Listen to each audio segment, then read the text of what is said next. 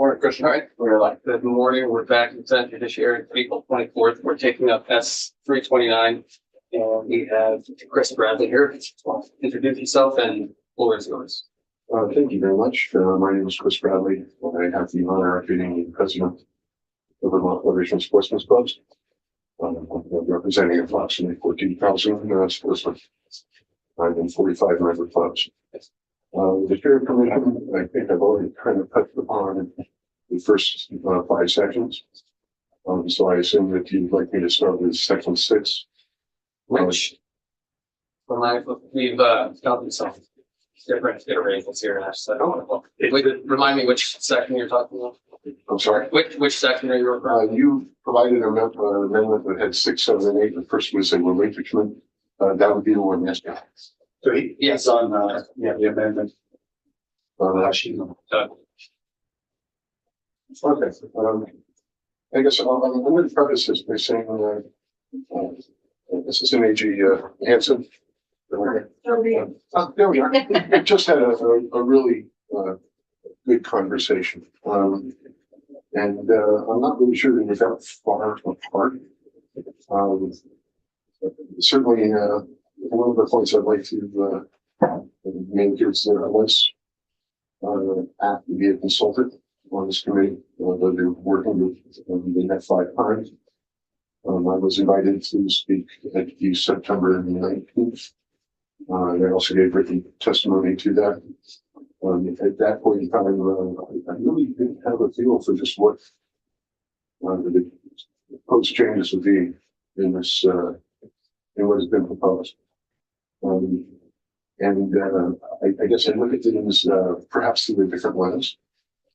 I understand, well, I don't understand domestic violence. I've never raised a hand against anybody. And when they raise a hand against me, I know what happens. I know it's serious. I know that death can result. So here I am, knowing that 65% of domestic violence has to do with guns. But also knowing that at least the appearance is that once an RFA is in place, the chances of death are really very small. In fact, with the chair's permission,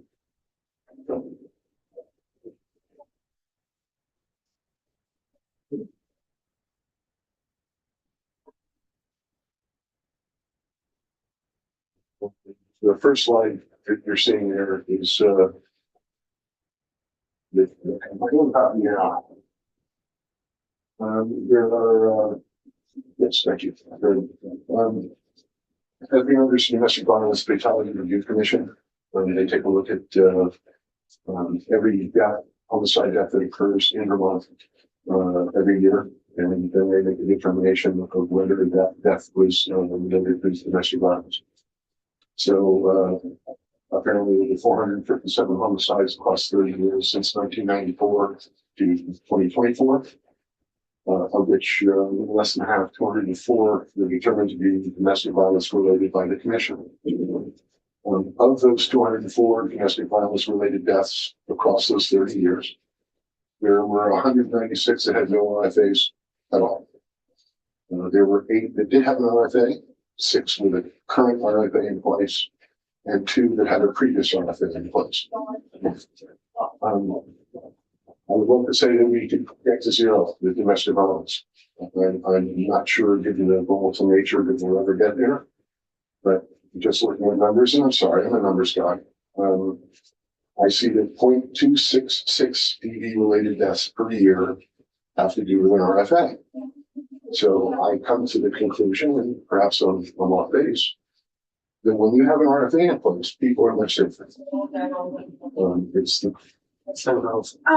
I'm drawing a slightly different conclusion. What I'm drawing is that not enough people got RFAs, but when I look at it, of the people who had RFAs, and so 8 of those deaths, there was some sort of RFA.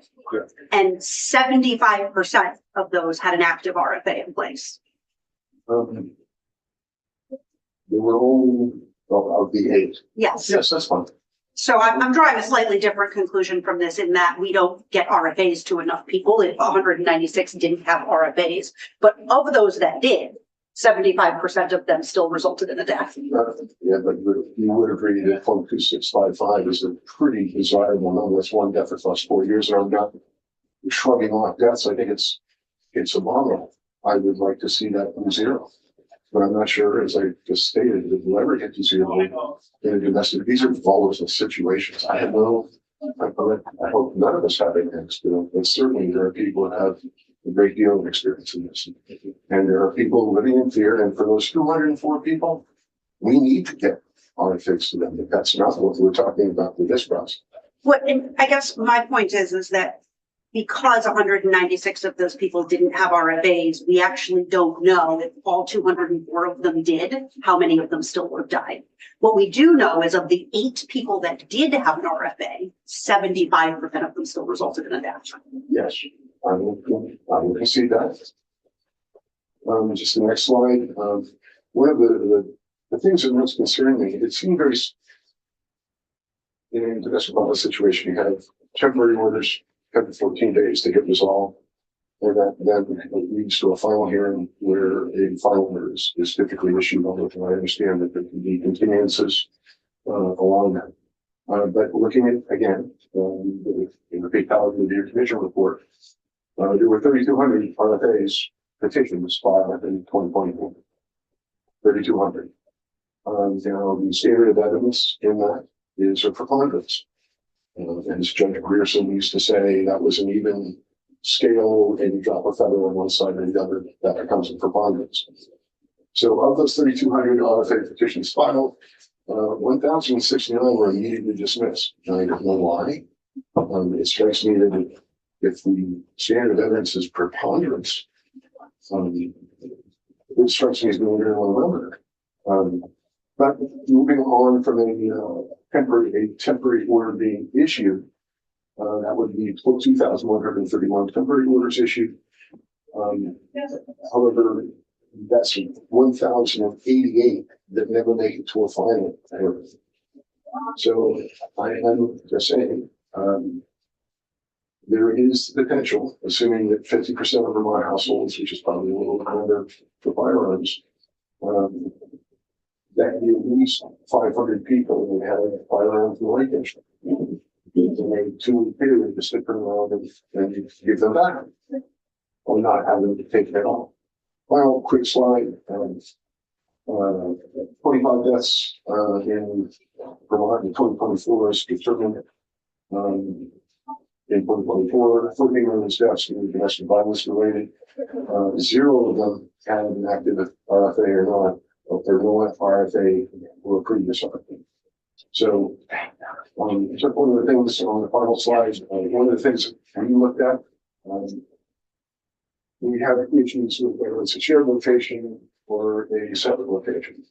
And the two should probably be treated a little bit differently. Only the accused weapon should be probably taken, not the defendants. That's not the victims or potential victims. What about co-ordinate firearms? We see, and one of the things I get into the testimony itself is that right now in current law, something we push very hard for is the provision for a third party.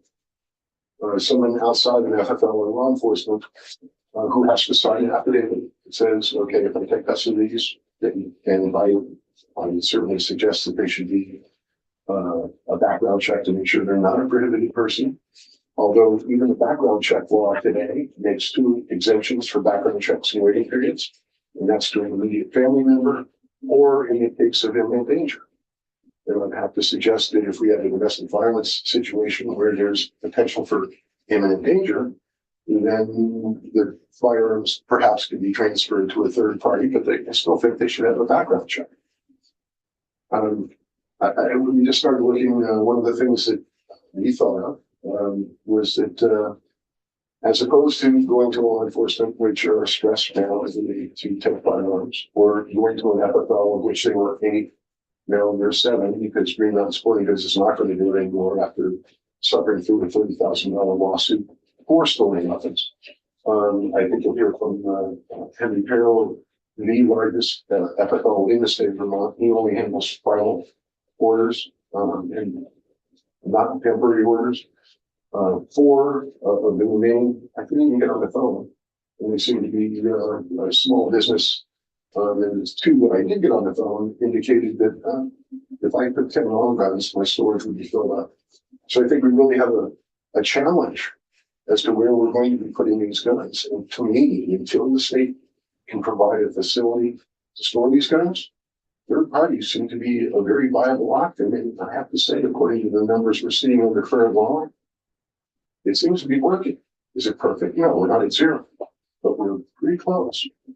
I would wonder about safes. What happens in the case of a safe? Chris, can you just elaborate? What do you mean in the case of a safe? When somebody has to do a temporary order is established. And they have it in a safe, how do you get into it? How do they get into it? If they have to relinquish. I may make the point, and perhaps it's valid or not, but in a relinquishment situation for a temporary order, it is my understanding that, and I can't find numbers on this, that typically in order to defend, to protect the victim, the alleged defendant is going to be removed from the house. They can't go back to the house. They can't be within a certain distance of the person. They can't contact the person. There's kids involved. That's another consideration. But to that end, I have to look at it and say, well, that's probably where he stored his firearms. And he now is being removed from that location. And certainly if he goes back, he's breaking the law. And all bets are off. As soon as somebody breaks the law, then I have no trouble with it. We should throw the book at it. So I do understand, well, maybe they can come back and get the gun. Well, we're already outside the law. So I do worry in a temporary order. And by the way, if you take a look at the temporary order, the emergency relief, it actually says that the defendant loses ownership. And anyway, so just that kind of is background. I'm going to start with section 6 on 8. If let's come back to the guns and bars a little bit short. Section 6. We were asked to be a stakeholder. We participated in that. We would have been pleased to participate further. But I will, and because we were actually pivotal in creating S109, and it vacillated between whether the Federation, myself, would be part of the working group itself or just a consultant. I ended up as just a consultant. I was happy to perform that role, and I learned from it. I will say that I was invited into one meeting on September 19th. And at that time, I was surprised because I listened to it for a while and then was invited to speak, which I did. I zoomed in. I was not in person. But the discussion was pretty much all concerning domestic violence.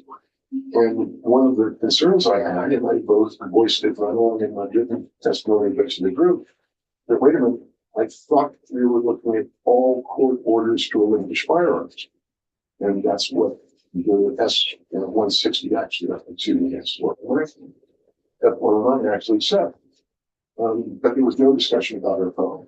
And that was eventually added in actually just for to be submitted into the House Judiciary. It wasn't ready, so that submitted here. So there's no discussion on this in House Judiciary, although I think it's happening now.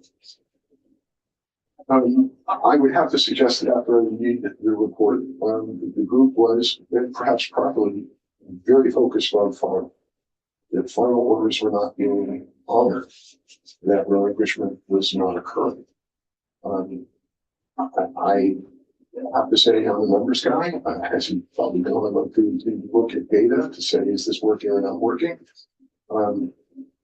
So when I hear, they're not relinquishing, how do we know this? And what's the percentage it's not happening? So we can react properly and be more forceful on these things. We do believe, however, there's a stark difference between a temporary RFA and how that should be managed versus a final RFA. And we shall be aware that when an RFA was or is in effect, as I pointed out earlier, DV homicides become very rare. As well as the fact that over half the time, a temporary order never makes it to a final order. So again, numbers guy, how many times does a judge order the relinquishment in a temporary DD order? I don't know. I've looked for this. Perhaps Odyssey has it in somewhere. I think that would be useful to make an informed decision. Likewise, judge ordering a relinquishment in a final DD order. How many times does that occur? And how do we know that it's not being honored in some fashion? How many times with either type of DD order is relinquishment not occurring? And how do we know it's not occurring? As we know, there is no firearms registry. I have no idea. Nobody knows how many firearms under Matos has. Chris, I'm sorry to interrupt. I do want to make that all three of the folks on the witness list have around the same time to testify. And so I'm wondering, do you have any specific language recommendations that you can provide to us within the next 5 minutes? I have no specific language recommended. I do have some thoughts that perhaps could be turned into. Or I'd be happy to come back, because I certainly don't want to intrude on parents or respond.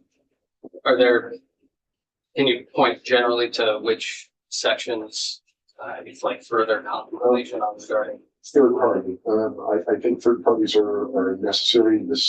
And third parties can be arranged to be at the final hearing. That would require an advance notice to the defendant to say, hey, here are your options. First of all, the judge ordered you to relinquish firearms. Here are your options. One of those is third party law enforcement FFL. What you choose to do, that gives him notice that when he comes to the final hearing, he can possibly make arrangements with the third party. That third party could very well, with law enforcement attending, go back to the domicile and seize or make sure that firearms were relinquished. One of the things we considered was rendering guns inoperable in place, meaning gun locks, gun cables, even chaining the safe to make sure that, but again, if they go back to that domicile, they're already outside the law. And I don't mean to trivialize at all the serious nature of domestic violence. I understand, I don't understand that. Frankly, one of the things that we looked at, both in current public safety guidelines for storage, as well as the current law, says that if I do have to sell firearms to recoup storage fees, the owner gets the remainder of the money back. Because it is rights, it's property, maybe you can't own it anymore, but it can have value. What I see now is that, okay, if that happens, either law enforcement or FFL or maybe the third party, if we allow that, takes the remainder of the money. And just certainly in abandonment, that's a different story. But in a short period of time, or just the 19 months, whatever, 18 months, I guess model policy, section 7, we still believe the third party should be there, and it's not there at all. That's a whole new branding.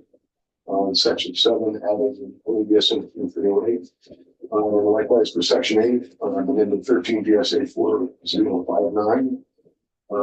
We strongly disagree with the removal of the third party.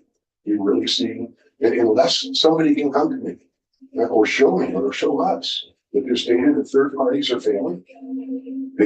Question regarding the sale of firearms. Were you talking about line 4, page 11, for the firearms? They're not claimed within 90 days. They can be sold. Yes, and any proceeds beyond the storage fees would be retained by the law enforcement and or whoever is currently holding the guns, not given back to the owner.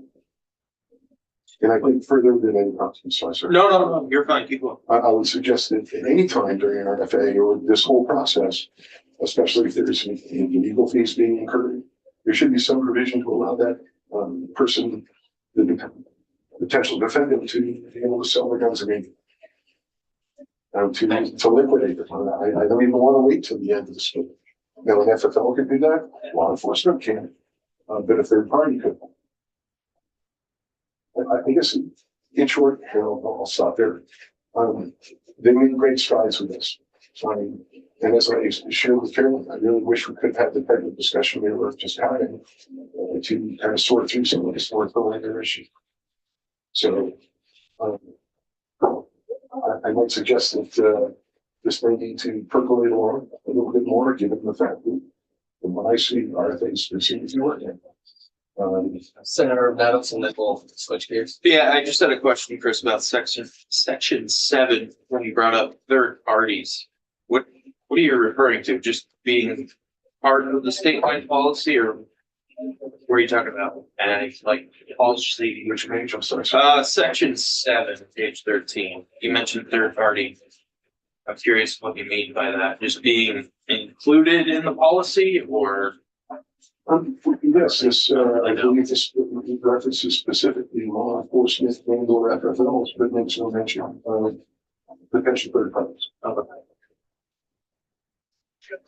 And then If that is part of the model, that can be included.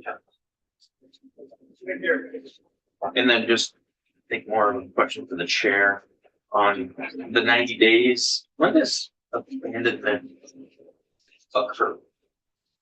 But I'm not sure off the top of my head, but it was a question that I had as well, in the event that the abandoned disappears. Right. How soon after that are they willing to firearms considered abandoned? Yeah. Thank you. Thank you very much for your time. Yes. Yes. You go ahead. Okay, sure.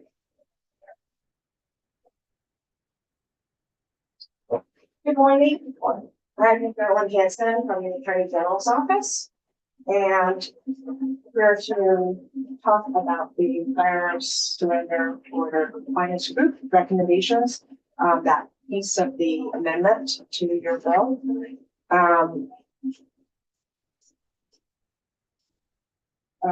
So I guess the thing I wanted to start with is to just remind us that what our focus was with this group, which is the lens that I run every question that comes up around this through, which is, does this further the goal of limiting prohibited persons' access to firearms? This is not about restricting hunters, regular gun owners, anybody. I mean, I'm completely agnostic on that. This has nothing to do, this is not any new firearm regulation. We're dealing with a very discrete group, which is people who are already prohibited. So they have a court order that says that they can't have a firearm, and all of these things are designed around limiting the access of that prohibited person. That's it. We're not increasing any regulation or restricting anybody else's firearms rights with this. And so if there's a question in your mind about, well, how does this fit with that goal? Please tell me, but that's the framework.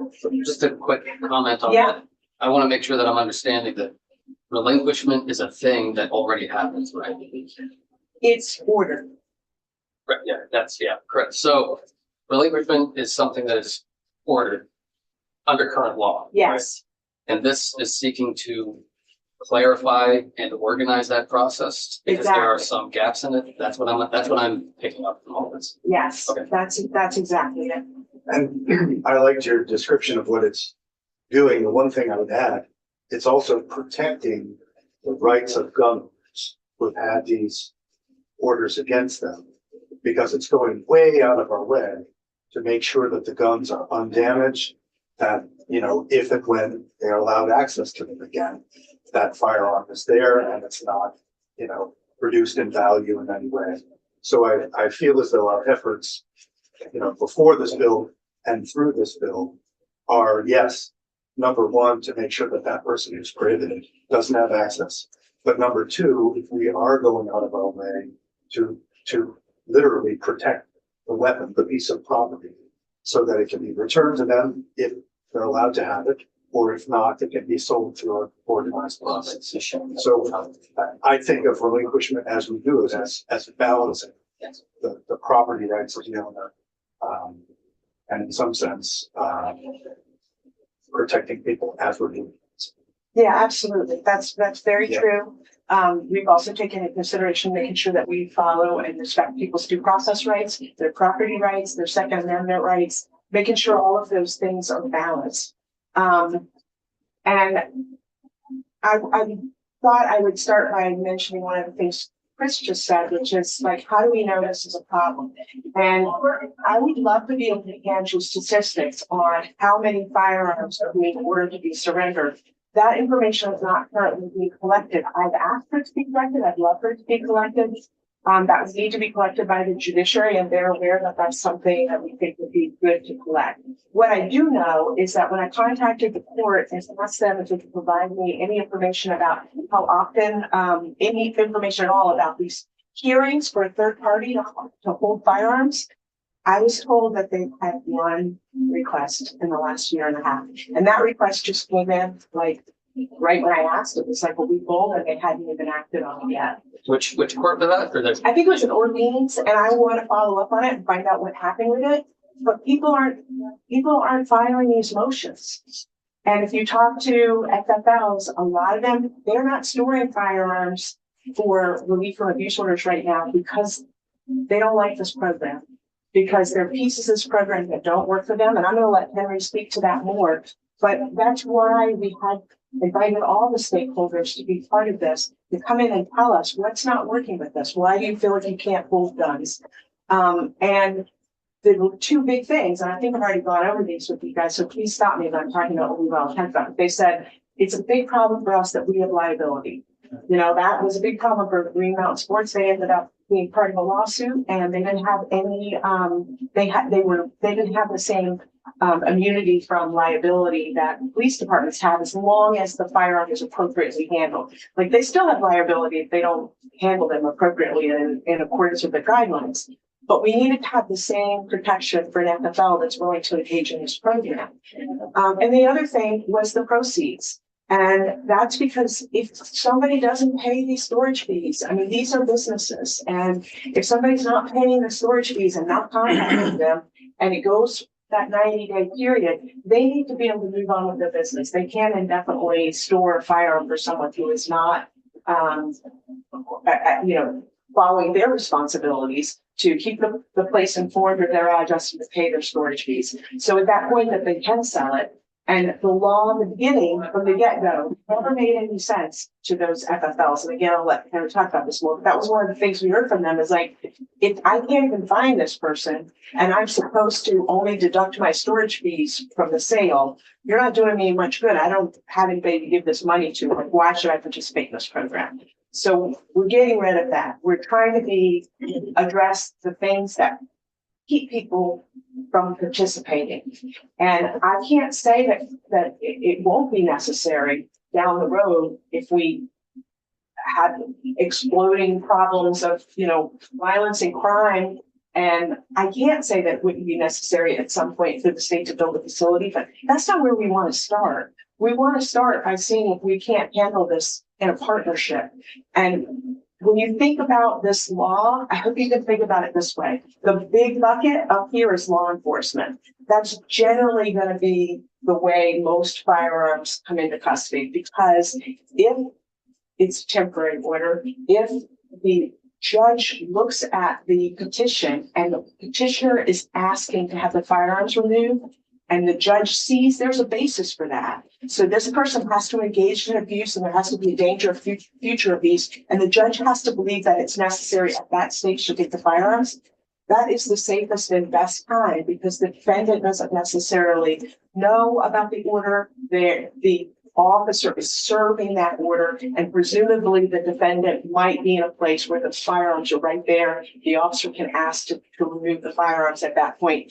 And that's a good option, but that's not going to happen in a temporary order that doesn't have a firearm relinquishment. It's not. Go ahead. Interrupt. I just don't want to get too far ahead before I forget my question here, but I wanted to talk again about the immunity piece.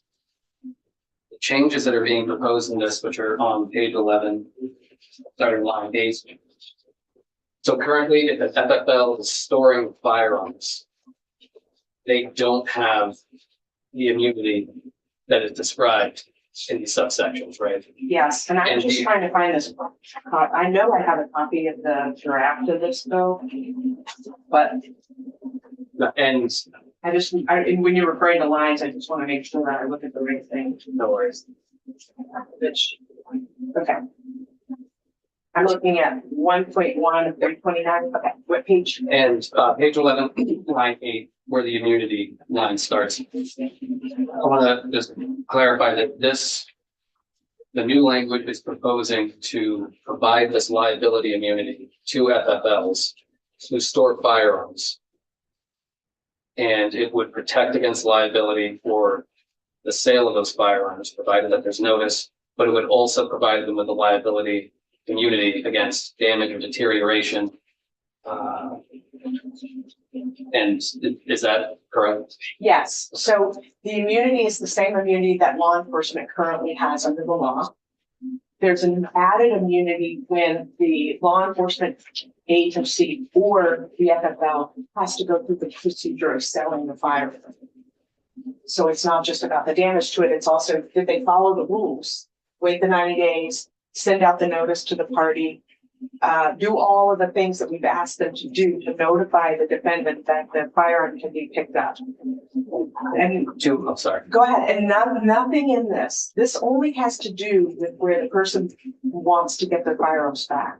So if the person decides that they want to just sell their firearms, they can always sell their firearms. Nothing prevents people from selling their firearms. So want to make sure I'm understanding. So if the defendant had their firearms stored at an FFL, the defendant is saying, you know, I don't want to deal with it.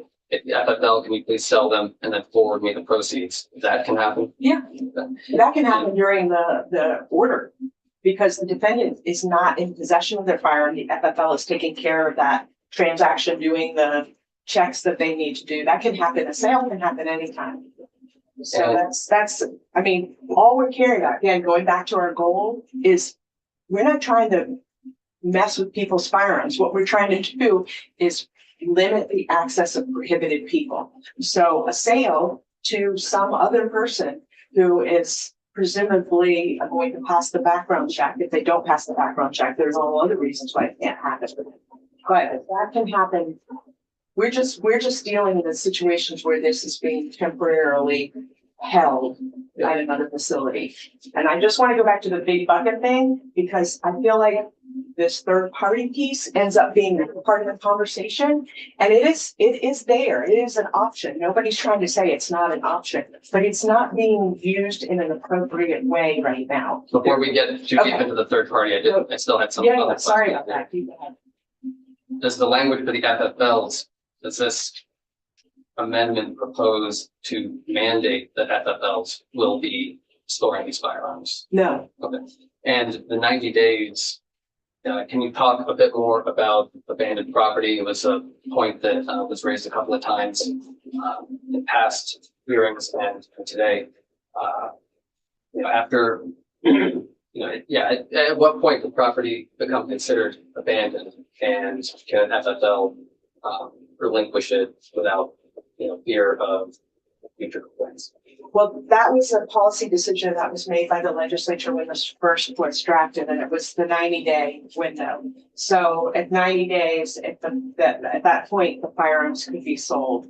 This FFL is still going to need to send a certified letter to the person that they believe owns the firearms, telling them that they need to come and pick their firearms up. They're eligible to, come and pick their firearms up when the order ends. I don't know if I'm answering your question perfectly, Well, but I guess in other areas of law where there are questions or issues around abandoned property, you happen to know what those timelines look like?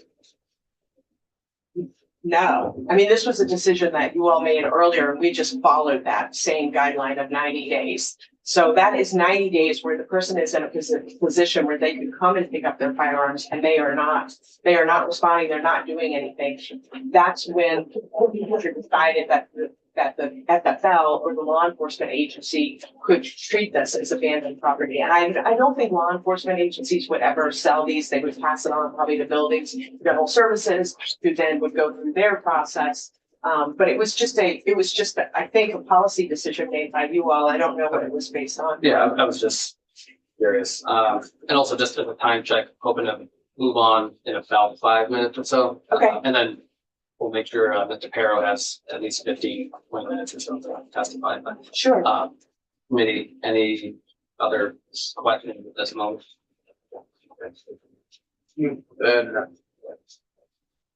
And Carolyn, you wanted to talk a bit more about the third party aspects. Well, I was just thinking that I heard you all asking questions about that, and I heard it, folks saying like, maybe this wasn't well thought out enough because there isn't enough in here to address third parties. So that's when I started with the bucket thing. So law enforcement is generally where most of these firearms are going to start out. The defendant has the option to transfer the firearm to an FFL if they want to do that through the law enforcement agency. Law enforcement, one big thing this does is make it clear that law enforcement agencies who lack storage, they can have also an arrangement with FFLs that would store the firearms, not evidentiary firearms again. These are just firearms that are being held because of an IRPA or because of a relief from abuse order. And the defendant would be notified of that, and the defendant would be able to decide whether or not they wanted to pay the storage fees or whether they want to come before the court and propose a third party. So when you all originally set this up, there was an exception for a third party also to be able to hold a firearm. Things to keep in mind around that is that these three buckets are not equal. Law enforcement is the big bucket. FFL is the next bucket.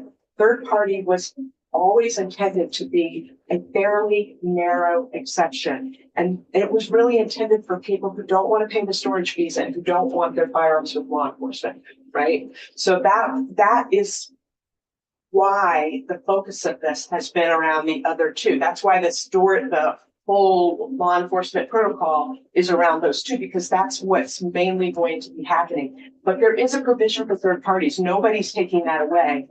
You're just making sure that there's process around that. Because right now, somebody might be just handing their gun over to someone and saying, hey, can you hold on to this? And there's no process that explains that they need to come into court and actually have the judge take a look at whether that works and also have a background check done, because we don't want courts to be handing firearms to people or approving people to hold firearms that are prohibited people. And the judge, I think I heard you say, Chair, at one point, like, well, maybe the judge can look and see some information from the bench. The judge is going to know nothing about this third party. They can't look at anything about them. They're not a defendant. They're not anything. So it's all based, the judge is going to make a decision on what's brought to them. So this does nothing to limit or prevent third parties from doing that. It just sets up an appropriate process for that person to be approved. And the reason why it says the language about not having a continuance is because we didn't want the third party process potentially to engulf the point of a final release from abuse hearing, which is for the court to determine whether or not there's a basis for the order and whether or not there's danger of further abuse. And they have a lot of hearings scheduled at final orders. And if people come in prepared with a third party present, a background check done on that third party, so the judge is able to take the time to do it, there's nothing that prevents them from doing it at that hearing. But it's just to be very clear that in most cases, that's probably not going to be the case. Most people are pro se.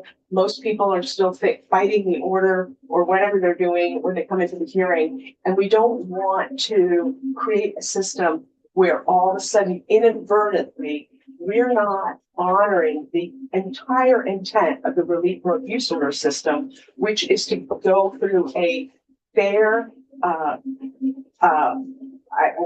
I've got words I could read you from a Supreme Court case, but it's intended to be a short process that people can do without lawyers. It's not meant to get bogged down into, I want to discuss this issue now. If they have issues around who should pick up kids, they end up pushing that into the family court, into the proceedings that are going on there. So their primary goal in that hearing is to decide whether or not give the defendant an opportunity, give them their due process, and for the judge to decide whether or not abuse has occurred and whether or not there's a danger of further abuse. The third party thing, it's still an option, but all this says is that that's not a basis that a defendant or a lawyer for the defendant can ask, like, well, let's not issue that final order today, judge. Let's leave the temporary in place for another 2 weeks and come back and we'll have a third party. you're making it clear guidelines for the court that like the defendant can walk out of the courtroom that day if they have a third party in mind. They can file a motion, the court will set it for a hearing. And generally, I think Chris acknowledged this too, FFLs generally aren't holding the firearms at the temporary stage anyway. The reason they're not is because you all made a legislative decision when you first passed the statute that you didn't want people charged in that time period. So generally, those firearms are going to be held by law enforcement during that time frame. And if the defendant wants an FFL to hold it, they can, but again, they can agree to pay them. So that's the reason why that is the way it is. It's to make it clear that like defendants aren't necessarily going to be charged if there's never any final order. Law enforcement agencies never charge. So I may be getting a little afield, but I just wanted to come back to the bigger purpose of this to answer your issue you raised before. It certainly could happen in the initial hearing, but we only want it to happen if the third party is present. So if you add any language in there, you need to also add that I guess it could happen at the final hearing if the judge has time, if the defendant's prepared, and if, most importantly, the third party is there in court with them. Because we don't want third parties approved who have not signed this affidavit. And we know it's not happening right now. We don't really need statistics to see that. If the courts have one motion filed in the last year and a half, it's not happening. I mean, what I draw from all of that is that courts are making orders that people should not have firearms. And then in some of those cases, nothing's happening because if the guns aren't at police stations and if the guns aren't at an FNFL and there's no approved third party, I think it's a pretty reasonable conclusion to draw that everybody's just kind of said, well, nobody's asked me about this, so I haven't done anything. And so we're trying for many ways to like make sure defendants understand their rights, understand their obligations, encourage the court. We've created a brochure that we've encouraged the court to have attached to every order when it's served on a defendant that explains these are your options for where you can store firearms. And if you want to have a third party, this is what you need to do. So we want to narrow. You have to Okay, move on here, but I know there's a lot to discuss, but thank you.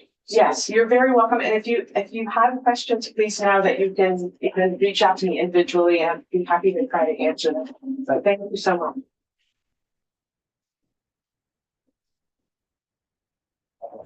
Mr. Farrow?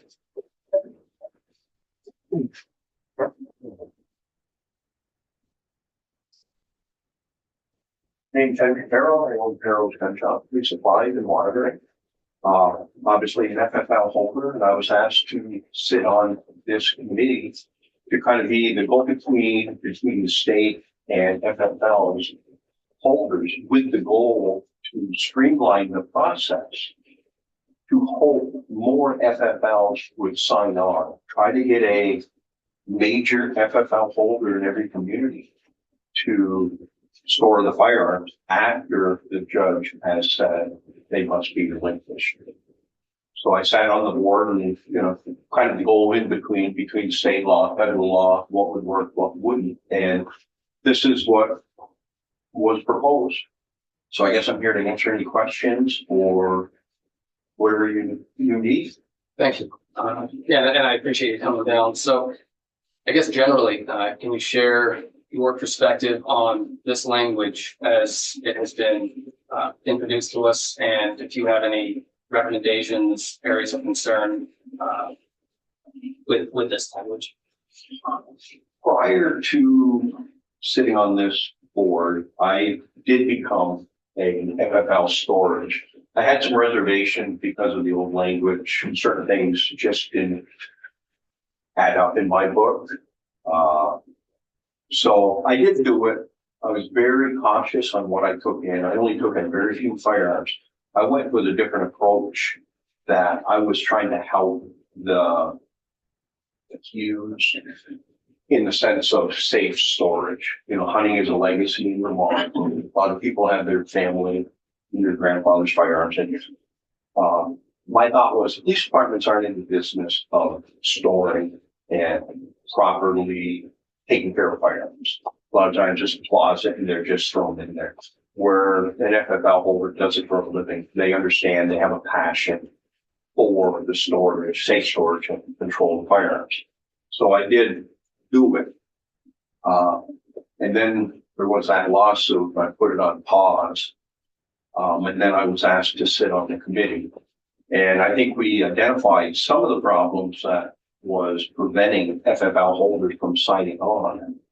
The immunity, the police departments had immunity, but yet FFL holders didn't. It's a huge liability. About being paid, abandoned property or whatever you want to call it after the 90 days. The law enforcement, the state law enforcement, Department of Public Safety, they have another process, but I believe in the old bill, the police department would keep the proceeds. I'm not 100% sure on that, but we needed something where the FFL holders would get paid. The 90 days, sending registered letters and everything else, if they're not going to respond to anything, then yeah, I think it is a business and we should be paid. To comment on what Chris Bradley said about ownership and getting paid, they have the owner of the firearms at any point from the day they were served to the day they pick them up. They have the option to sell them. It's not a absolute where nothing can happen. They could show up on the day the law enforcement agency transported the firearms, or a family member, third party transported the firearms to my shop. They could show up and say, this is going to be a long legal process. Would you be interested in purchasing these? And then we would, we'd start the negotiation. So they don't have to go into the firearm storage. They could be purchased. Even anytime, throughout the whole process, maybe, 60 days into it, they could come to my shop and say, legal bills are mounting up. Would you be interested in purchasing the firearms? And, we would, once again, we would go from there. Can I interrupt you real quick? I had a thought / question. Somebody is going to be in a long, drawn out legal situation, and they come to you, and rather than saying, can you sell these? Can they also ask you, can you store these for what will likely be a pretty long time? Yes, they do have that option beyond, what the restraining order, whatever, that says. They do have that option. Want to make sure thing. Yeah. Yeah. All right. Thanks, Henry. I'm curious if somebody, the person whose firearms were relinquished, if they do want to sell them, who comes up with the price of that firearm? Do they say 1, 2, 3, $500 a piece? Or in your case, if it's been 60 days and the fees have mounted to more than what those firearms are being sold for, would you have the option to be like, actually, no, the minimum I can sell it for is my storage fees? Yes, it would be a negotiation process. It would be a give and take. I have waived fees before to help the consumer. It's a tough question to answer, but yes, you can. I think every case would be have to be judged individually, depending on the quality and quantity of the firearms versus the storage fees. We would look at what could we give for it, what could we get for it, and then try to blend in the storage fees to make sure that those are paid. And then they would wash their hands of the safe storage, but would transfer into the ownership of the FFL holder. Okay. So, quick question. I know that you said, I think 7 or 8 FFLs are currently providing some kind of storage. And this is meant to expand that. Do you have reason to think, as you've been working on this, talking to other FFLs, that more would participate under this new version? Yes, I believe so.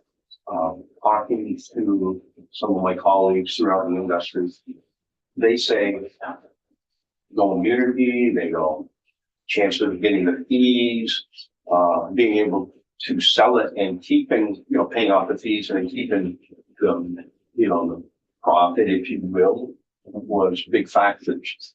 And it's been pointed out because of lawsuits, a lot of people, including myself, that we've kind of stepped back until we get this clarified. It needs to be clarified. It needs to be black and white a little bit more than the way it was initially written. Thank you, and thanks also for, serving on that. Sorry, I interrupted you and started a train of questions, but did you have additional testimony or any other perspective you wanted to provide on this? No, I don't believe so. I don't know if there was any questions. Any other questions? Would you be opposed, like, picking after what Chris Bradley said just about that, you know, FFL gets to retain issue the proceeds afterwards? I'm personally kind of stuck in, all right, it's been 90 days already. You've had notification. Is it abandoned? Is it not abandoned? I also have sympathy for the business side of things where, you know, you are providing this service and it's, you know, you need to be able to continue to provide this service. So retaining those proceeds. Would there be, you know, maybe one final, hey, I got the money for the guns that I sold. You got 14 days to come in and recoup after my storage fees and any kind of fees that go along with it. You can come in and recoup this leftover value, like one last effort. Because I think, you know, on the initial form, here's my address, and say if they no longer live there or they can't live there, and this notice is continually going there if they never get a notice. Would they get the one you're talking about? I don't know, but it's just one more step in.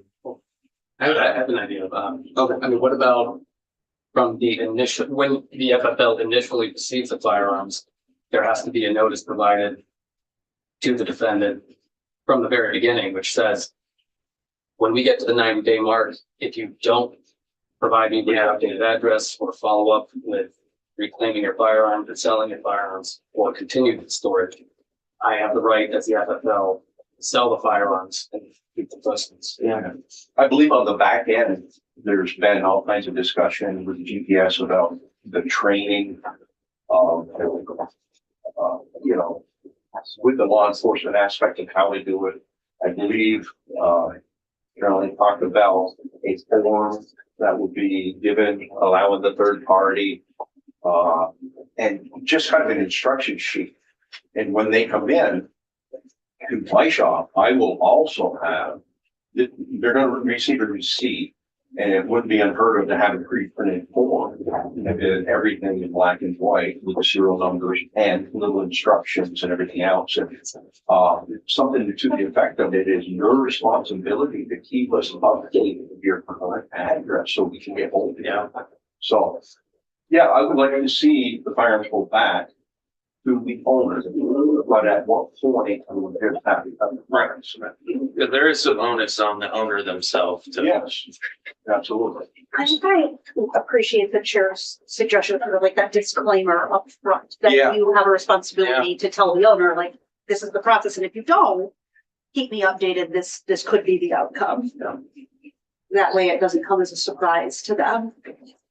Well, I've already worked on language, just for myself. Right. And then what we can do is if we have other FFL holders that contacted me or are thinking about it, maybe it could be referred to me where I had this model receipt, and it will explain what happens. Eric, could we make some sort of minor change like that regarding an initial notice as well? Sure. Includes describing what may happen after the 90-day mark. Yeah. Sort of the rights and responsibilities of both parties involved. Yeah. Would that kind of get to your concern? I think it would, yeah. And, you know, just as you said, there's some onus on the owner themselves. Yeah. And as long as they know where those firearms are in the timelines that they have to do whatever, and I think that'd be very helpful.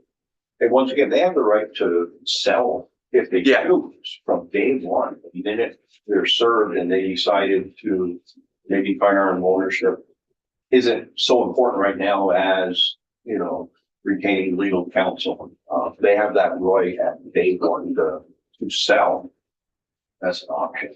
And they might need the money. Yeah, for legal representation. Can I add something there? Yes. So I'm looking at page 7. Line 60 to 90. So if the law enforcement needs, it starts with like we're doing stores for the FFL, they have to provide notice because it will benefit certain information. So that it should see under the current language, they have to notify the defendant, fail to retrieve within 90 days, that if forfeit ownership, fire may be stolen, all profits may be retained by the dealer. So Oh, yeah. are you thinking of something different or? a different- No, something like that, but I remember previous testimony, it doesn't even say who the FFL is. And I don't know where in the process, there's a notification that says where your firearms are. No, that should be there too. I think that was something that Mr. Bradley had mentioned earlier too, that information could be added there. as Oh, well. yeah, yeah. But I mean, as far as that part added, but that covered the issue of giving them sufficient notice of the fact that here's what could happen if you don't pay.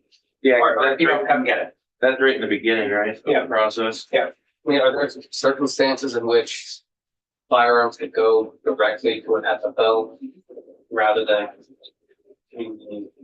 going to law enforcement first? You may, go and serve the order, grab the firearms at that moment.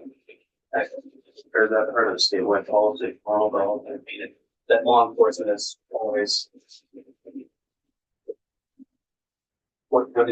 No, I'm just thinking, section 7, whatever page that was on, the statewide model policy, how law enforcement will basically work with FFLs, right?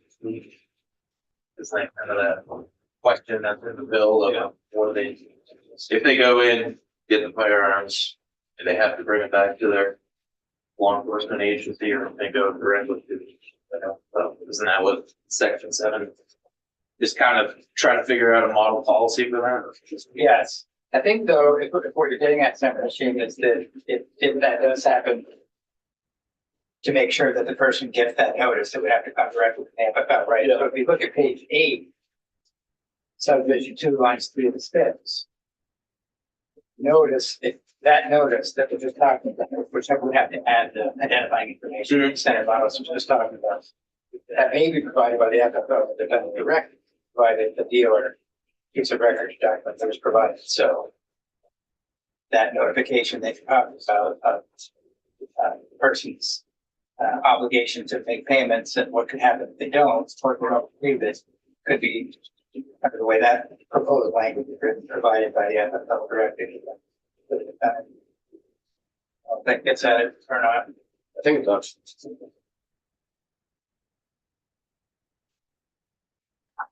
But should it be, rather than the notice required by subdivision 1 of this subsection may be provided?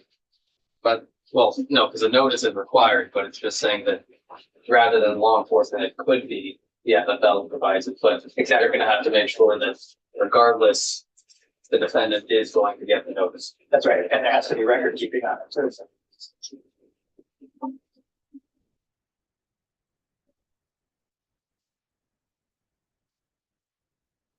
Well, thank you very much for your testimony. It was very helpful. Any, Eric, can you join us for a quick minute? Yeah.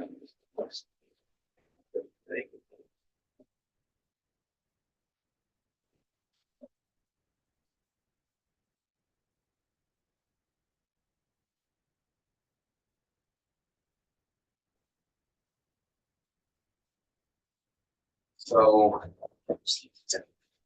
what I would like to do is take this relinquishment language, take 606, 8606, and strike everything from that bill and insert this relinquishment language into that bill, and also change the title of it. And I want to keep everything else in 3.2.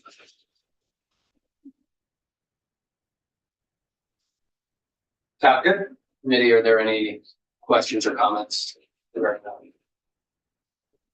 Fine, Sure. Just from an earlier point made on section 7, and it's between law enforcement and FFLs. Could we add in there about what law enforcement does with a statewide model policy? If it is to go from a law enforcement agency to a third party? So law enforcement knows How to do that. how to do that. I don't know if it puts them in a place where it's not going to an FFL, it's going to this individual. Do you mean if they have it from the temporary order and then it's going to the third party in the final order? Yeah, I think so. I think that. Yeah, because a legal, safe, and fair practice. Roles and responsibilities for law enforcement agencies interacting with FFLs that are storing firearms. Should there be something in there that says for law enforcement if it's going from them to a third party? Like my siege used to follow the LEA, stores a firearm with an FFL or a third party, that kind of thing. Yeah, because if we're specifically just talking about LEA to FFL, it kind of leaves out that step of if it's actually going to a third party. In the model policy on how to do that, Also right? giving more guidance as to what to do if it's going to LEA to a third party. Yeah. I'm not opposed to that. So it's, yeah. Yeah. I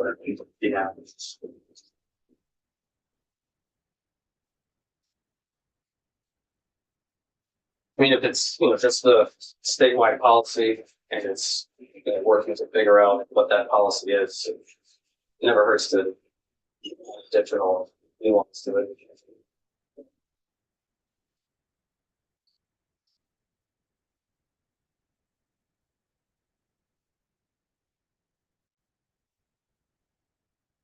Thinking out loud, I'm wondering to what extent that the agency is involved when it's stored by a third party anyway, by the alternative means. But maybe procedure is going to be fairly general because they aren't necessarily involved. So you can put that in there. I have a question, and it may be for legislative council, it might be for someone else in there, but thinking about this third party, is the only restriction on who that third party can be that they have passed a background check? Because I'm wondering if there's an instance in which my brother's the third party and I'm staying with my brother. Do you know what I mean? Because I'm not allowed to be in my house, so I go stay with my brother, he's the third party holding my firearm, so actually I still fully have access to them. Not necessarily. I mean, if they would be responsible for keeping the firearms stored and inaccessible. I don't think there's any prohibition on being in the same domicile with the third party stored weapons stuff, which is your point, right? Yeah, it just seems a little like there's a little wonky loophole there that might still put someone. It's always been a little bit of an odd concept because I think even on Chris's sheet, it says something like lowest cost, greatest care, because it's your family member, but it's also somebody selected by the person who's having their firearms, which theoretically would be the person that they're closest to who would do it. And we're making a trade-off because we want a third party option. But it has always had the dangers with it that I think you're alluding to, which is that they might be sympathetic to the person or not sympathetic to law enforcement. And would they prevent their access in the way that we're thinking they should? The judge also has discretion. Yeah, I was just gonna say, you look at page 2, lines 9 to 11. Not only is it, as you're saying, Senator Hutchins, the judge's discretion has to be a hearing first, and the court has to make a finding that the alternative would adequately protect safety to protect parties. Okay. So it's the background check that you identified, Senator Hosky. It's also required that there also has to be that.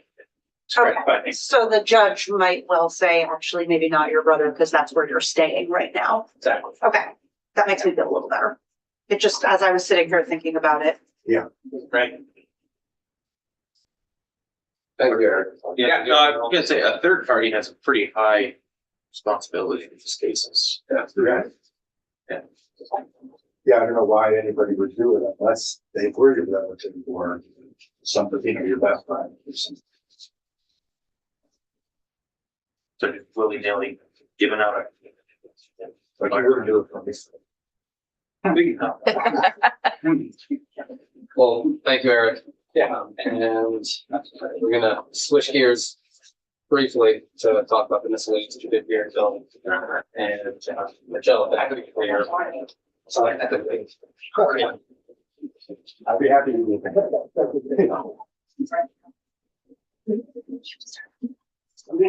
that. Miscellaneous,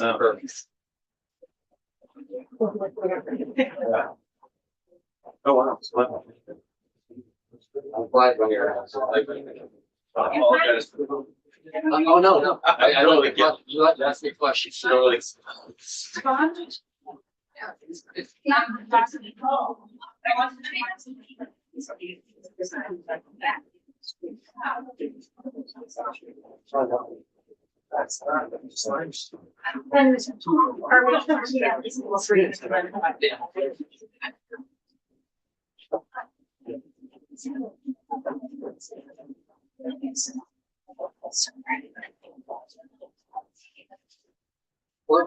Do you not have it? You don't have, you have that? Okay.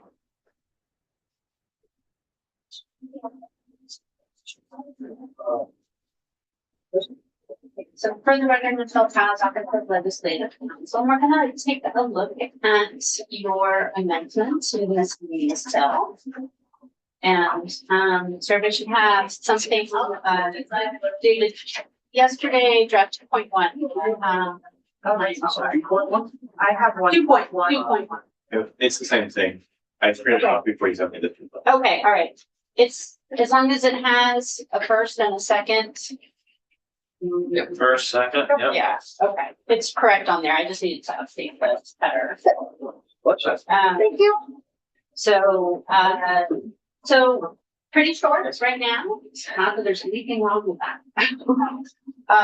But we just got a few. So, and we have talked about them already in the previous hearings. So the first instance of amendment, and this is totally policy for you about how you want to address it, but this is a provision in the House passed version having to do with setting a minimum age on the civil violations for possession of tobacco products or using a fake ID. So, and I'll just kind of tell you what who I've talked to and kind of where things stand. And remember, there's another bill, S-198, that's currently in Human Services right now that is focused specifically on tobacco, on number of tobacco issues. And there are provisions in there that are amending this section 7 VSA 1005.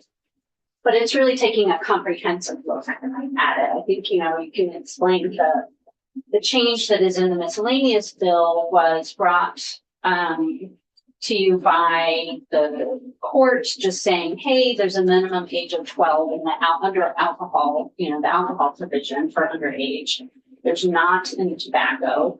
We're just kind of raising this as an issue. Should it be, was it intentional that there's not a minimum age? I think it was something that probably just happened is that I went back and looked at one bill that age was raised or put there for 12 before that long ago, and now people were just working on alcohol laws. So I think it wasn't necessarily intentional at the time to have it be different. And so that issue's kind of come up is that should there be a minimum age for the tobacco provision? And Human Services is looking at a number of changes there. They're looking at the Senate language that was sent over. There's two provisions in there. One is the possession or the unlawful possession of a tobacco product. The other is using a fake ID to obtain a tobacco product.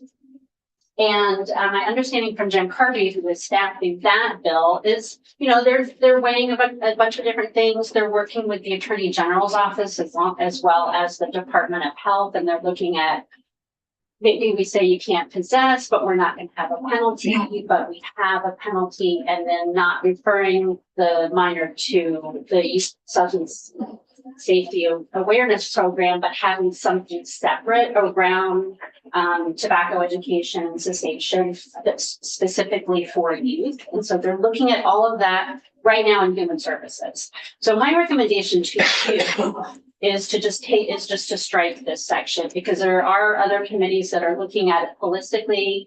And we've communicated with the chair, Representative Wood, as well as I've talked with Todd at the AG's office. And so they're gonna put the minimum age of 12 issue out there for discussion in committee, and they'll make a decision there. So unless you are really feel really strongly about having this in here, I would say just let that play out in the other committee, because again, the issue is that if they're restructuring the whole thing and you're amending just one little part, sometimes depending on the timing of things, can get a little messy at the end if you're amending the same provision of law during the same session. So usually we can kind of make it true it all up at the end, but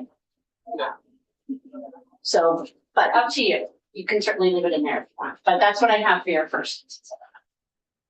Any issues that, great.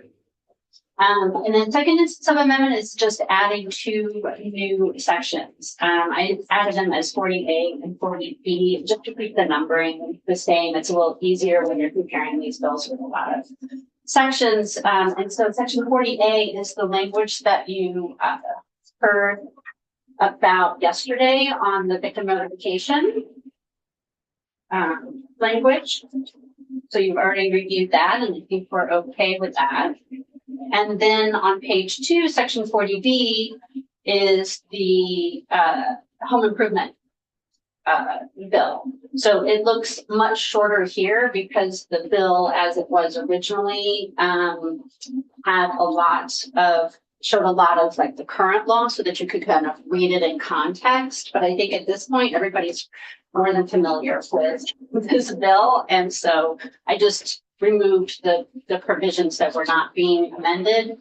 And also remember that there was an erroneous cross-reference in the one that has passed. And so that's not in here. So, so that's what I've got so far. Any issues or questions with that amendment or any of the amendments? Will it pass the monitor this time? I hope so. All right, that sounds good. Thank you. Sure. And if there's anything on the other sections that we walked through before, just. let me I've got know. some Yeah. minor stuff, but I don't think we've got a lot more, so you can Okay. All come right. back with next week. All right. Great. Thank you.